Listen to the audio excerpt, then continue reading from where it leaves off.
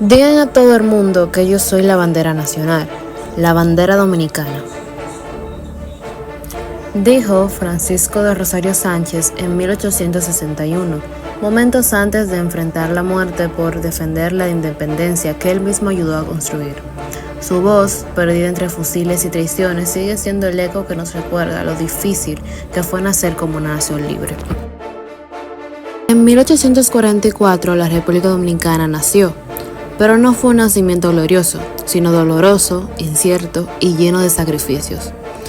Después de 22 años bajo el dominio haitiano, un grupo de patriotas liderados por Juan Pablo Duarte, Francisco de Rosario Sánchez y Matías Ramón Mella proclamó la independencia el 27 de febrero de 1844. Sin embargo, el país recién liberado no tenía ejército, ni instituciones sólidas, ni dinero, apenas tenía esperanza.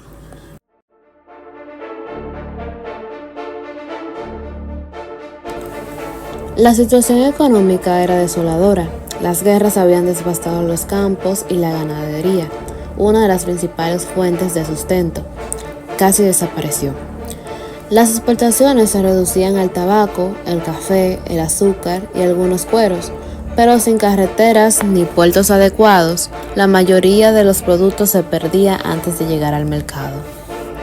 En 1845, el gobierno intentó crear una aduana flotante en Samaná para controlar el comercio marítimo, porque muchos barcos extranjeros entraban y salían sin pagar impuestos. Fue uno de los primeros intentos de regular la economía nacional.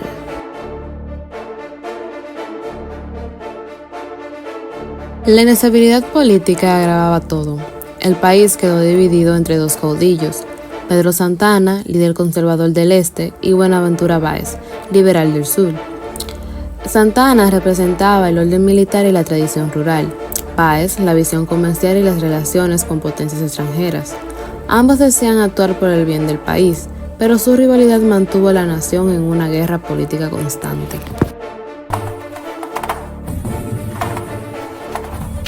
Santana gobernó con mano dura. En su mandato se aplicaba castigos públicos y la censura era común. Pero su figura no puede entenderse sin contexto. Él fue quien organizó el ejército dominicano y defendió la independencia en las primeras batallas. Aún así, años después sería el mismo hombre que entregaría el país a España, anulando por completo lo que Duarte y los trinitarios habían logrado. Las primeras monedas dominicanas aparecieron en el año 1844, tras la declaración de independencia de la República. Estas monedas, acuñadas por la Scoville Manufacturing Company de los Estados Unidos, circulaban en la denominación de un cuarto de real y fueron popularmente llamadas cuartillos. Pedro Francisco Bono fue el primer dominicano en abordar los problemas financieros del Estado, con la visión de un verdadero economista. Señaló que uno de los principales males que afectaban la economía nacional era el desequilibrio entre los ingresos y los gastos del gobierno. Esta situación obligaba al Estado a emitir constantemente papel moneda, lo cual, lejos de resolver la crisis, provocaba una depreciación que erosionaba la riqueza pública. Para superar esta problemática, Bono proponía que no se pusiera en circulación más dinero del que realmente se percibía y que se amortizara gradualmente el papel moneda. Además, sugería introducir una moneda fuerte, preferiblemente extranjera, que circulara en forma de papel, reemplazando cada billete amortizado. También propuso la creación de un banco nacional, respaldado por las rentas del gobierno y los bienes nacionales, con el fin de generar confianza en las obligaciones del Estado, incluyendo el papel moneda, que se devaluaba cada día. Aunque esta idea fue incluida en la Constitución de 1844, nunca llegó a implementarse en la práctica.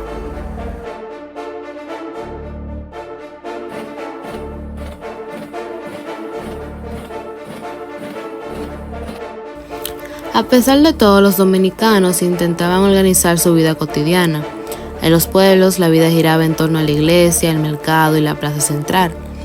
Los días de fiesta patronal eran los únicos momentos de descanso.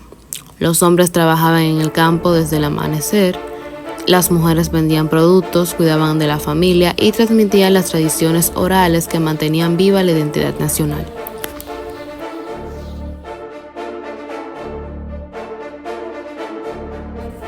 Socialmente, la República era un país de contrastes.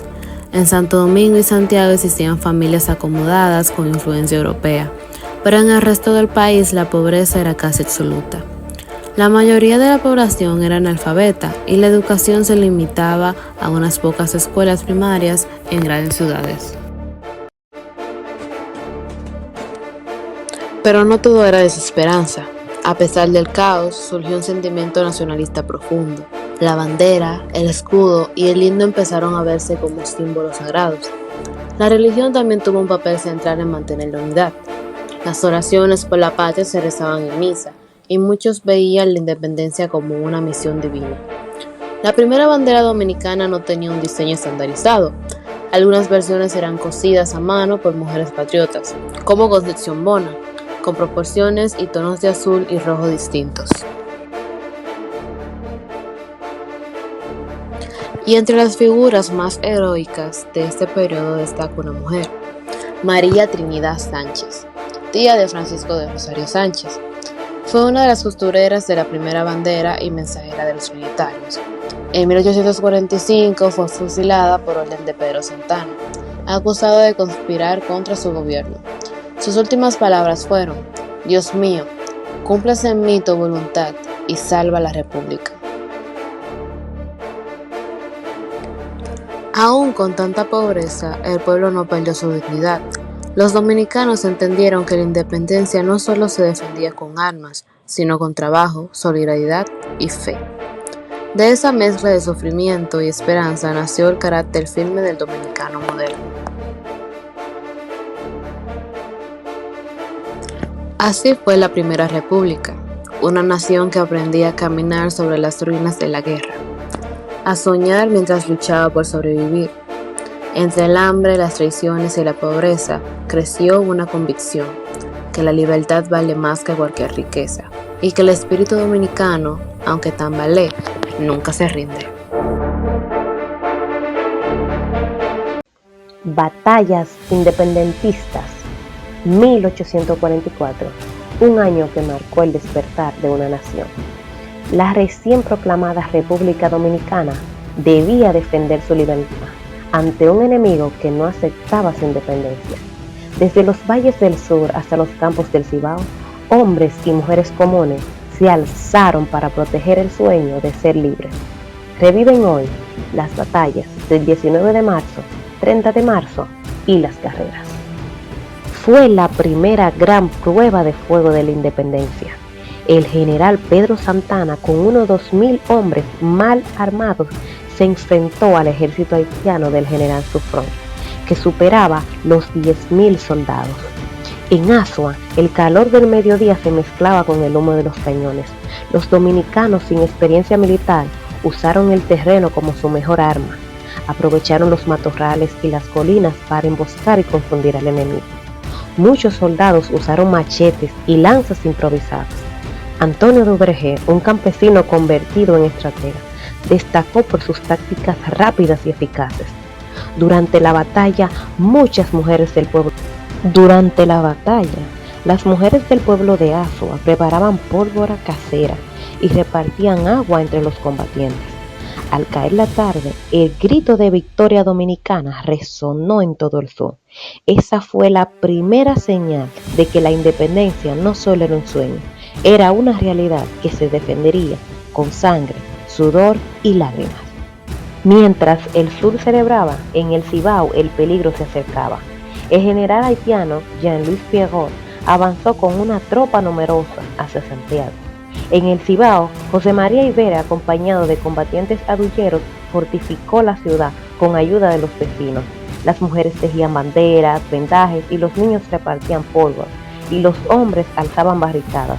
Con esto se levantó el fuerte Dios, patria y libertad, y lucharon junto con lanzas de cañas afiladas, lo que fue clave para un sacrificio que terminó quebrando las líneas enemigas.